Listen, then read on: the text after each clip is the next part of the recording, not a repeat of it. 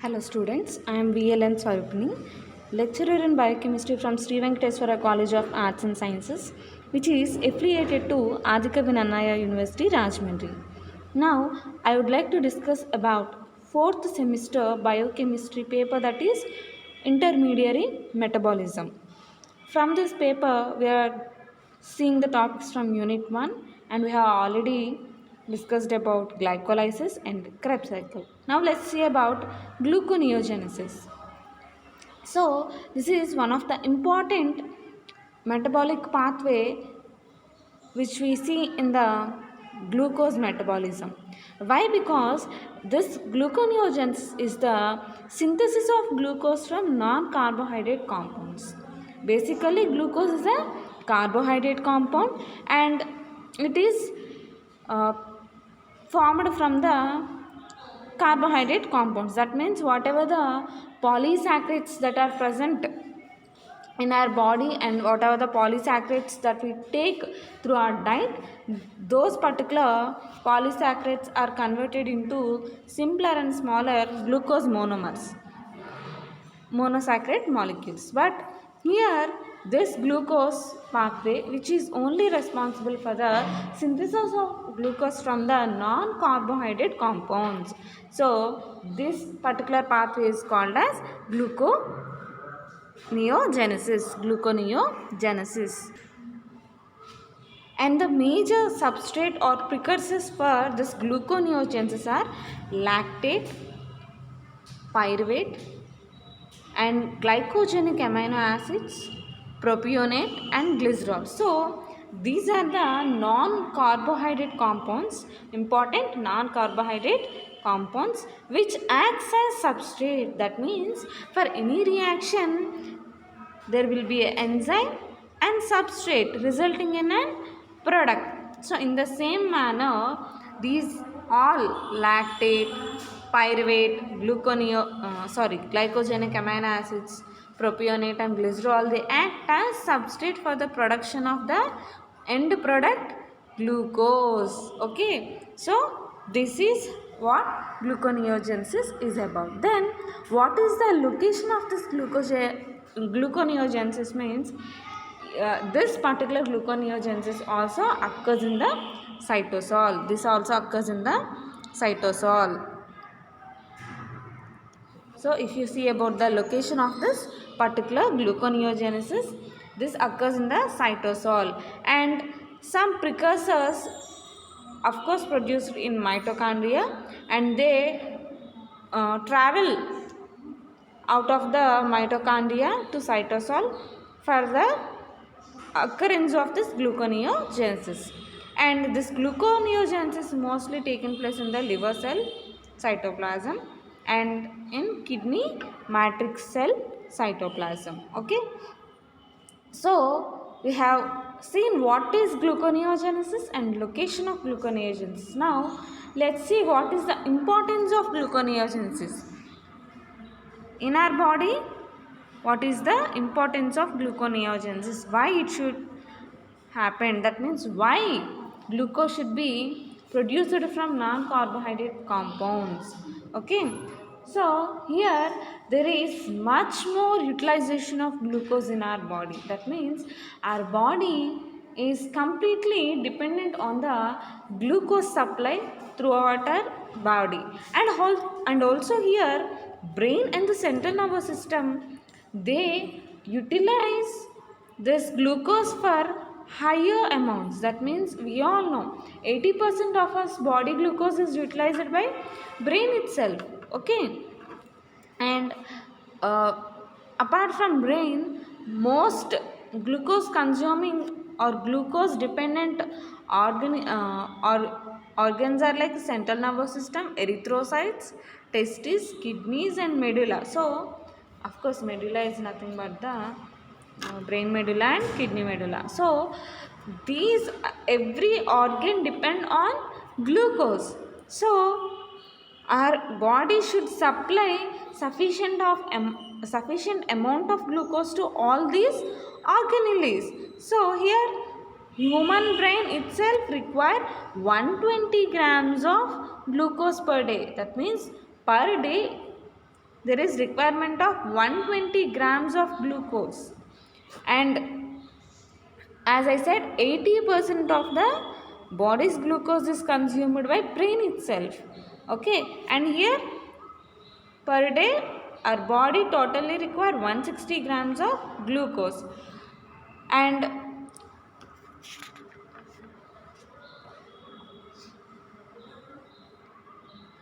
this, what is the importance of glucose for all our body and these organs is, it supplies the energy to the skeletal muscles under anaerobic conditions. Why this glucose is such, it plays such an important role in our body means it supplies energy to the skeletal muscles during anaerobic conditions also.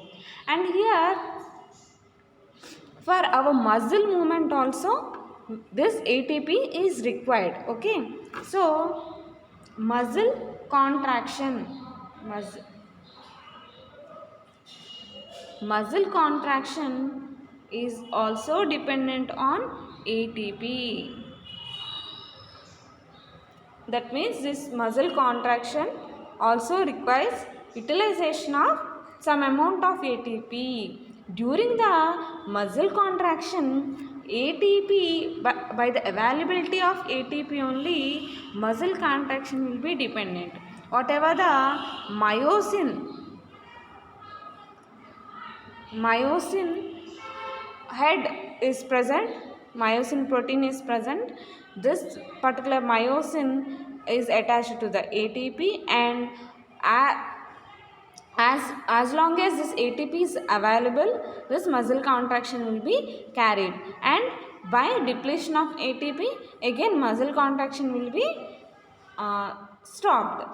And here apart from these advantages or these purposes for the glucose in our body, during fasting condition also what happens is gluconeogenesis is the major intermediary cycle for the supply of glucose. That means here actually whatever the 160 grams of glucose which is required by our body is given through our diet, right? So we consume different kinds of carbohydrate products, and whatever the carbohydrate diet we take, that particular carbohydrate diet is digested in our body, and this after digestion what happens, the monosaccharide, what is the major monosaccharide, glucose is present. This particular glucose is produced after the digestion process, and this glucose is utilized throughout our body. But here if any individual is undergoing fasting conditions, fasting, that means fasting is nothing but lack of food, and during this condition what happens, that particular individual doesn't take any food intake. That means not only carbohydrate intake but all the diet intake will be stopped. Then what happens, our body will utilize the glucose in the form which is stored in the form of glycogen. Whatever the glucose that we intake, after utilization of the sufficient amount of glucose, the remaining glucose will be stored in liver as glycogen, and this glycogen is again depleted during the fasting period. Even after utilization of glycogen also, if that particular body is undergoing glucose depletion, what happens, obviously our body should undergo alternative methods. It should check the alternative methods for the production of this glucose. So that is what this gluconeogenesis is about. So during fasting conditions what happens, gluconeogenesis will be activated to give the basal requirements of our body. Okay, so to produce the glucose which is required for the basal requirements of our body and to maintain the intermediate metabolic pathways like citric acid cycle. Okay, and in the previous Krebs cycle class, what we discussed, the citric acid cycle intermediates are responsible for the production of different kinds of fatty acids, different kinds of amino acids, and which in return are responsible for the production of these purines and pyrimidines. So each and every metabolic pathway is interlinked to the other metabolic pathway. So here there is as our body requires glucose very essentially, in the similar manner it is very important that our body should undergo this citric acid cycle. Okay, so these are the few reasons why glucose should be produced in our body from non-carbohydrate products. Okay, so we got a good idea about gluconeogenesis, where it occurred and why it should be carried. Now let's see each and every reactions that is involved in this gluconeogenesis. Okay.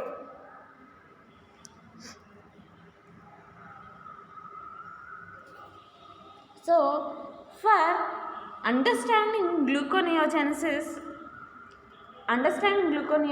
is very easy if you have got clear cut idea of glycolysis. Why? Because it is just the reversed pathway of glycolysis. It is just reversed pathway of glycolysis.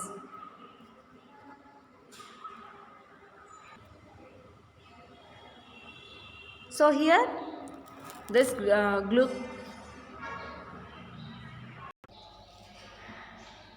Now let's start the each and individual reactions. So here this particular gluconeogenesis is carried in majorly 3 steps. First one is conversion of pyruvate to phosphoenol pyruvate, and the second stage will be the conversion of fructose 1,6-bisphosphate to fructose 6-phosphate, and third one will be the conversion of glucose 6-phosphate to glucose. So these are the 3 major steps that we see in gluconeogenesis. So let's start with the first phase, that is conversion of pyruvate to phosphoenol pyruvate. So if you remember the glycolysis reaction or glycolysis cycle, in the last step what will be there? Phosphoenol pyruvate is converted into this pyruvate, but here as I said, reverse reaction of this glycolysis. Few steps are nothing but the reverse reaction in glycolysis. So here this pyruvate is converted into phosphoenol pyruvate as the first step in the gluconeogenesis. So let's see this. So this takes place in 2 steps. That means conversion of pyruvate to phosphoenol pyruvate is carried in 2 steps, and this pyruvate carboxylase is a major enzyme, and this is a biotin dependent mitochondrial enzyme. So though this particular gluconeogenesis is carried in cytosol, this enzyme in the early, before only I said what, even though it is carried in cytosol, some enzymes responsible for this particular gluconeogenesis are present in mitochondria. So this pyruvate carboxylase is kind of mitochondrial enzyme, and this converts pyruvate to oxaloacetate in presence of ATP and CO2. So this particular enzyme pyruvate carboxylase, which is a biotin dependent mitochondrial enzyme, it converts pyruvate to oxaloacetate. So where you have seen these compounds in the citric acid cycle, pyruvate is converted into oxaloacetate and acetyl-CoA, and this acetyl-CoA combines with oxaloacetate. So these two compounds are commonly seen in Krebs cycle reaction. So here this pyruvate is converted into oxaloacetate in the presence of ATP and CO2. That means this reaction is a ATP dependent reaction. So this is the first step. And next what happens is the enzyme regulates gluconeogenesis and requires acetyl-CoA for this its activity. So whatever the oxaloacetate is there, it requires acetyl-CoA, and the enzymes which regulate gluconeogenesis and require acetyl-CoA for its activity. And here next oxaloacetate is also synthesized in the mitochondrial matrix, and what happens there means acetyl-CoA will be combined with oxaloacetate. This oxaloacetate is only synthesized in the mitochondria. Okay, so whenever this particular oxaloacetate is required in the cytosol, what happens is OAA and this acetyl-CoA will be combined to form citrate. Citrate is formed, and this citrate can travel through the mitochondrial membrane and it will reach the cytosol, and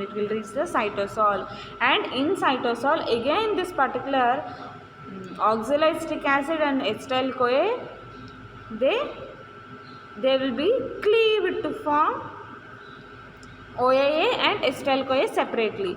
Then this OAA is used for this particular gluconeogenesis. Hope you got understood. So this particular oxaloacetate or oxaloacetic acid, which is only synthesized in the mitochondrial matrix, but this requirement of oxaloacetate is seen in cytosol, and this OAA cannot pass through the cytosol. So what happens? This cannot diffuse out of the mitochondrial membrane, and it is converted into other compound and it will reach the cytosol. So regarding this gluconeogenesis, this particular OAA is converted into malate. So in yesterday class we discussed about how this particular OAA is in Krebs cycle. What we discussed, this particular intermediates of the Krebs cycle are very important and essential for the production of different other compounds in our body, and this OAA cannot pass through the membrane, and it is in the form of citrate. It will reach the cytosol. There it is cleaved, and OAA is used in other pathways. So here in case of this gluconeogenesis, what happens is this OAA is converted into malate, and this malate is transported to the cytosol, and again OAA is regenerated. So this OAA is regenerated, and what happens, reversible conversion of oxaloacetate and malate is catalyzed by malate dehydrogenase enzyme, and it is also a enzyme which is present in both mitochondria and cytosol. So here from first what is happening,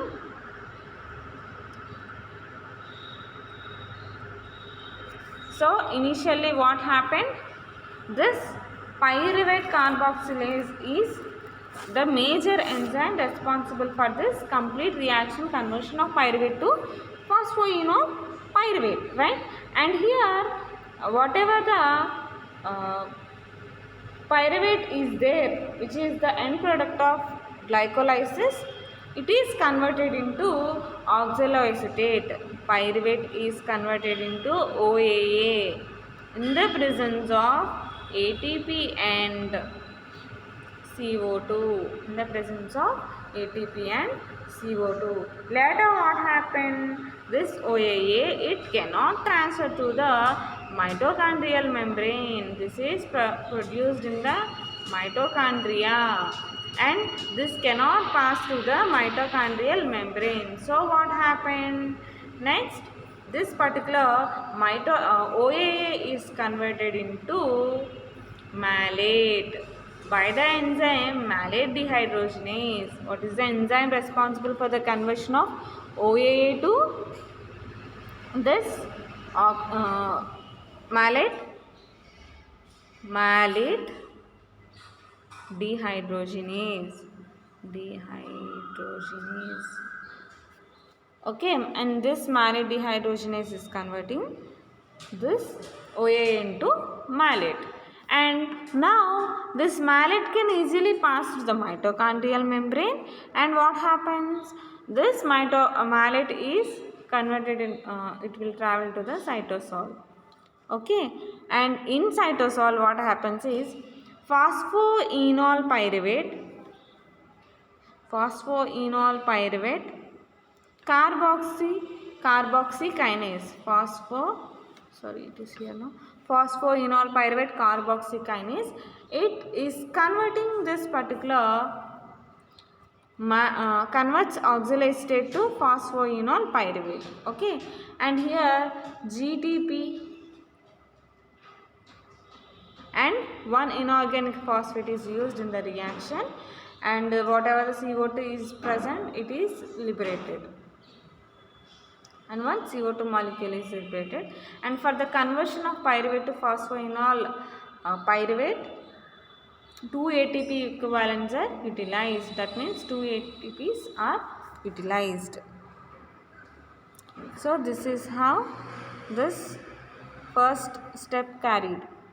So here pyruvate is converted into oxalate, and this oxalate which is present in the mitochondria is converted into malate, and malate is transported to cytosol, and there the cytosol is again converted into malate is converted into oxaloacetate, and this oxaloacetate is further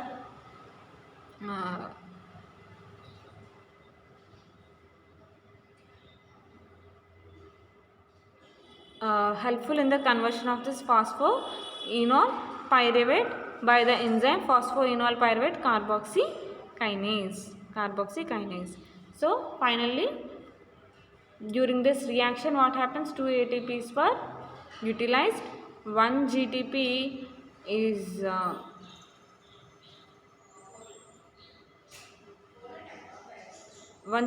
also required for this reaction, and one CO2 is liberated. And now let's see about the second step, that is conversion of fructose 1,6-bisphosphate to fructose 6-phosphate. So here whatever the phosphoenol pyruvate is present, this will lead the second step. This phosphoenol pyruvate undergoes a reversal of glycolysis until fructose 1,6-bisphosphate. So what happens in general? If you see the steps from fructose 1,6-bisphosphate to phosphoenol pyruvate in glycolysis, this fructose 1,6-bisphosphate is split to DHAP and G3P, and G3P is converted into this particular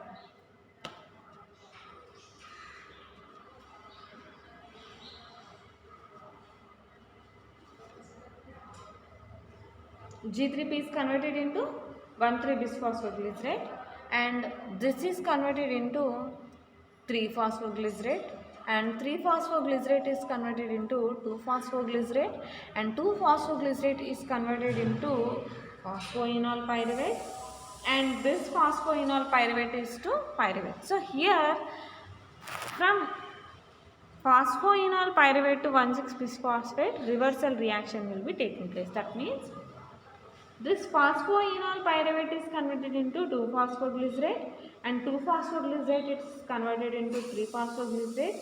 3-phosphoglycerate is converted into 1,3-bisphosphoglycerate, and this is converted into G3P, and that to fructose 1,6-bisphosphate. So this is how the reaction will be taken place. Okay. So here you see the phosphoenol pyruvate undergoes reversal glycolysis until fructose 1,6-bisphosphate and is produced.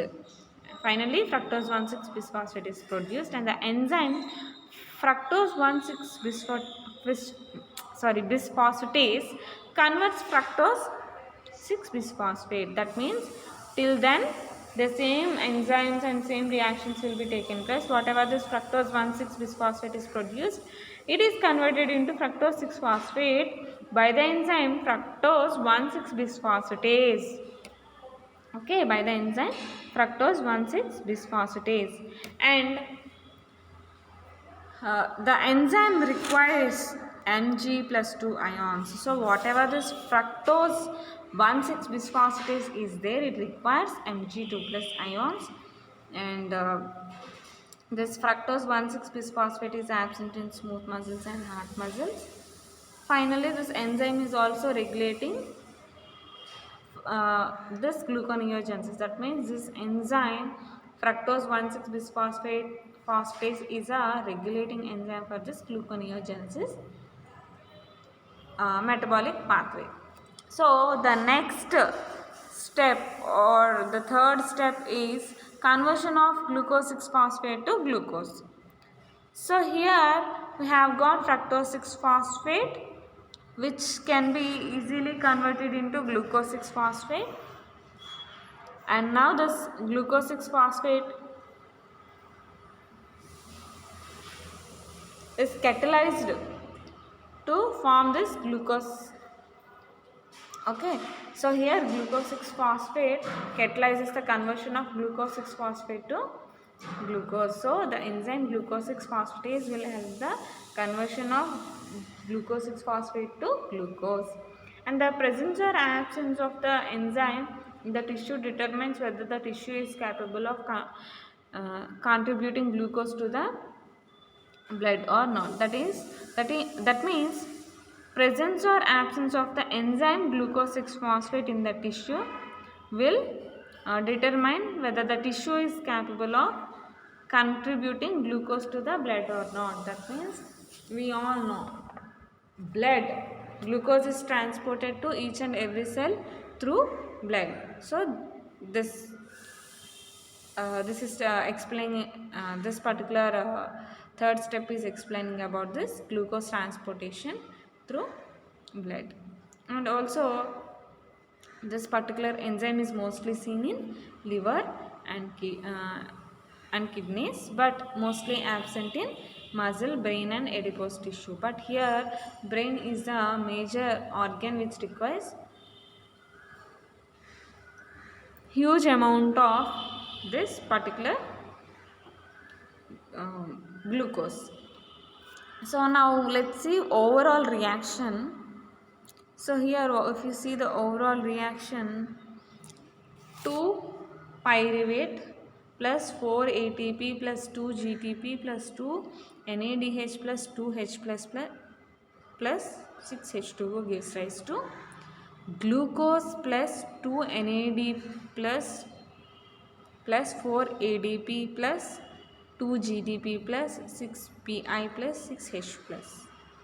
So now let's again revise the all reactions when comparing this to the cycle.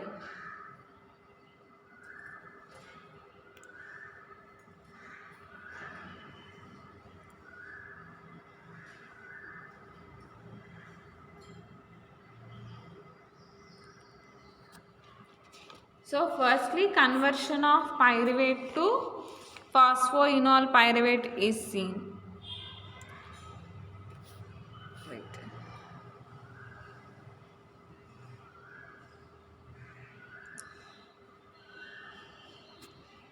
So let's see. So whatever the pyruvate which is present here, this is converted into phosphoenol pyruvate. And here if you see this phosphoenol pyruvate and pyruvate, this is a glycolysis reaction, and this pyruvate is converted into phosphoenol pyruvate in this manner in gluconeogenesis. So this is a, hope you got understand, this is a glycolysis pathway. This is the pyruvate which is produced from the glycolysis, and this pyruvate is converted into phosphoenol pyruvate in this manner in this gluconeogenesis. Okay, so now let's see how it is converted. So this pyruvate, which is seen in the mitochondrial membrane, and this mitochondrial membrane, what happens, this pyruvate is converted into oxaloacetate by the enzyme pyruvate carboxylase. Okay, and this oxaloacetate, it undergoes Krebs cycle to form malate. Okay, so oxaloacetate is converted into alpha ketoglutarate is converted into succinyl CoA is converted into fumarate is converted into malate. And here this malate can easily pass through the mitochondrial membrane and it came to the cytosol. So this is the cytosol. And now this malate is converted into oxaloacetate by the enzyme malic dehydrogenase, and this is converted into phosphoenol pyruvate by the enzyme phosphoenol pyruvate carboxylase. So this phosphoenol pyruvate is responsible for the production of pyruvate to oxaloacetate and oxaloacetate to phosphoenol pyruvate. So finally we have got pyruvate. From pyruvate we have got phosphoenol pyruvate. So in the next step what happens? This phosphoenol pyruvate is a reversible, it involves in a reversible reaction till fructose 1,6-bisphosphate. So all these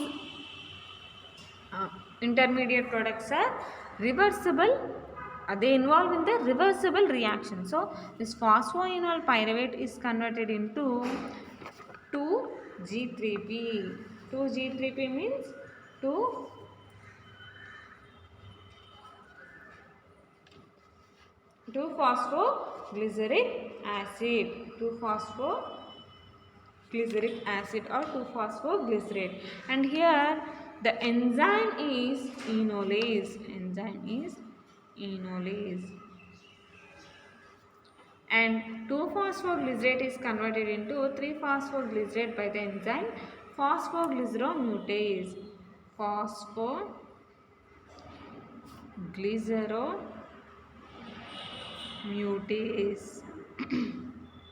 Okay, and 3-phosphoglycerate is converted into 1,3-bisphosphoglycerate by the enzyme phosphoglycerokinase. And next 1,3-bisphosphoglycerate is converted into G3P by the enzyme G3P dehydrogenase. So here 1,3-bisphosphoglycerate is converted into G3P by the G3P dehydrogenase. And now this G3P dehydrogenase is converted into fructose 1,6-bisphosphate by with the help of this DHAP. That means G3P and DHAP combine to form this fructose 1,6-bisphosphate. The enzyme required is aldolase. Okay, so till now we have seen the second step of this gluconeogenesis. Now the third step, conversion of glucose 6-phosphate to glucose. Okay, now let's see. So here we have got fructose 1,6-bisphosphate and it is converted into fructose 6-phosphate by the enzyme fructose 1,6-bisphosphatase. Okay, fructose 1,6-bisphosphatase, and this fructose 6-phosphate is converted into glucose 6-phosphate. Fructose 6-phosphate is converted into glucose 6-phosphate by phosphohexoisomerase.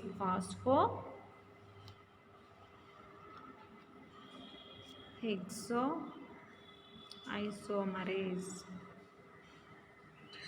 And this glucose 6 phosphate is converted into glucose by the enzyme glucose 6 phosphatase.